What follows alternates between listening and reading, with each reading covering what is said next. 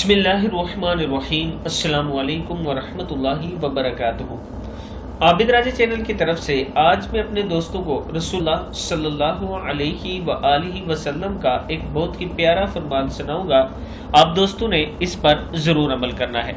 रसूलुल्लाह सल्लल्लाहु अलैहि वआलिहि वसल्लम ने फरमाया, शोहर के खफा होने पर जो औरत शोहर से कहती है, जब तक आप राजी न होंगे मैं न सोऊंगी, ये मेरा हाथ आपके हाथ में है, तो ऐसी औरत जन्नती है। किताब का वाला ये नीचे मौजूद है, आप देख सकते हैं। फिर सुन लें। रसूलुल्लाह सल्लल्लाहु अलैहि वआलिहि वसल्लम ने फरमाया, शोहर के खफा होने पर जो औरत शोहर से कहती है, जब तक आप राजी न होंगे मैं न सोऊंगी, ये मेरा हाथ आपके हाथ में है, तो ऐसी औरत जन्नती है।